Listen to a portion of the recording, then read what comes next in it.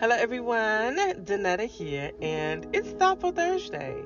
And so I just wanted to stop in and share a few thoughts. I realized that I almost missed my Doctorversary again.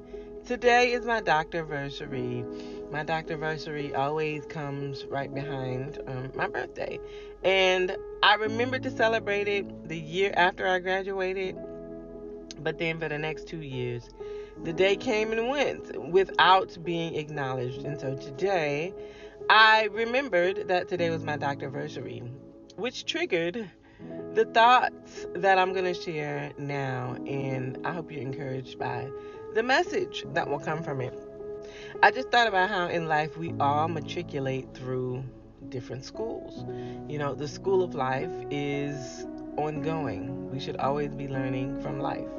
But there are some time frames during the course of our lives where the school is like an intensive. You're taking an intensive class. You're learning a lot of hard things, but hard things that are very valuable that will not only impact you but your generations.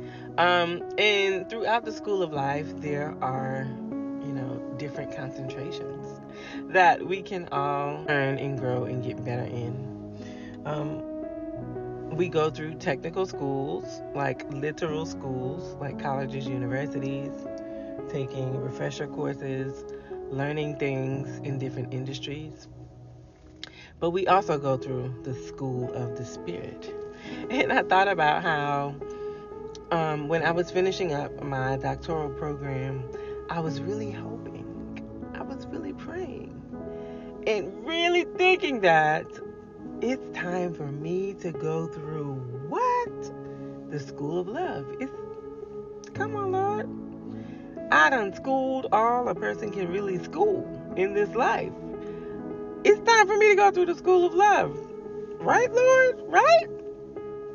Well, the entryway that I thought was going to be my introduction course to the school of love was actually leading me straight into the school of the spirit. And when I say your girl been in classes ever since. But on a serious note, the past few years have absolutely been the school of the spirit for me in a way that I never could have imagined. Um, as a person who has known the Lord since I was a child and, walked with Him seriously since I was 15 years old, you know, I knew I still had a thing or two to learn. But after going through formal training, after being in church all my life, being a committed Christian pretty much all of my life, going through formal seminary training, working in churches, working with so many different groups of people, learning and serving with so many groups of people, I knew I would continue to learn about God and His things. But I did not know that He was going to take me through the school of the Spirit in the way in which He has over the past few years. But I have no complaints. I'm super grateful. I'm thankful that being in the school of the Spirit is not an enrollment that I am looking to abort anytime soon. I'm very thankful that God would teach me things that will help me to do His will and walk in His ways and be victorious in this life. And this life is not easy. It has its joys, but it definitely has its challenges. But one of the lessons I want to share briefly today that I learned, or am learning, continue to learn in the School of the Spirit is about agreement. And my encouragement to you today is stop agreeing to everything that comes across your table.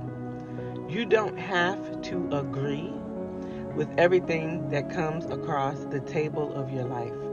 And in the table of your life, things come across in different realms.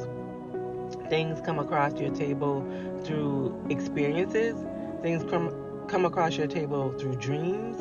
Things come across your table through people's words. Things come across your table through um, whatever it is that you consume, whatever comes through your ear gate, your eye gate, um, and whatever comes out of your mouth. Let's learn to pay attention and not come into agreement with everything, even when it is from a reliable source. Thankfully, we all have, or prayerfully, we all have at least one or two or a handful of people that we can trust. Um, but even with the people that we can trust, we have to be able to take things to God. Um, and when we talk about not agreeing with everything, um, don't agree with every picture that comes to your mind, because sometimes the enemy is giving you those pictures. Don't come into agreement with every fear that comes to your heart. Don't come into agreement with every dream that you have. Don't come into agreement with every anxious thought that you have. We have to be able to experience life honestly, and at the same time, as believers in Christ, with the authority of knowing who He is and what He says. And while I know that knowing God doesn't mean that we will experience no challenges, what I'm saying is there are times when we agree with things that are simply not true. But we are so convinced that they're true for one reason or the other. We could do a whole nother session on talking about the reasons why we oftentimes come into agreement with things that are not true, and those things hold us back. We'll get into that. But for right now, I just want you to think about what are some things that maybe you come into agreement with in your heart and your mind that are holding you back, that are actually not true?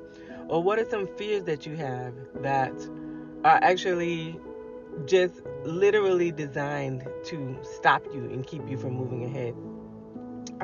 For those of you who dream a lot, or you see visions, we got to be able to get close enough to God to where we can ask Him and He will give us clarity. Or sometimes where we understand who God is and how He operates enough to know, like, certain things. Oh no, that was not God. That vision that just flashed before me, that was not God. And if it is something that He allowed me to see, He allowed me to see it so that I could pray. He allowed me to see it so that I could go the opposite way.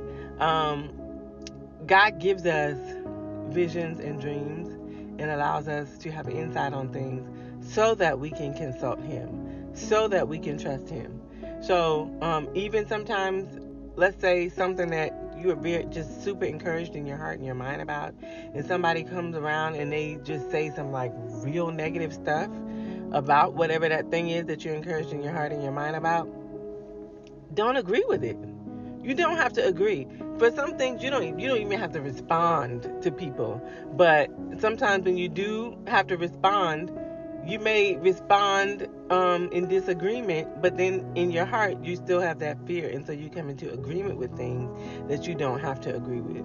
So that's just one of the things that I thought about today, that I very much learned in the school of the spirit that I've been in for the past few years, is not coming into agreement with certain things, understanding the power that I have as a believer, but also knowing that just a thought. Isn't it crazy that just a very thought could hold your life back for years at a time because you've believed it and you've agreed with it? As soon as you can realize that, oh, wait a minute, I don't have to agree with that and I can go another way, you will be amazed at some of the progress you will see in your life. In all things, agree with God.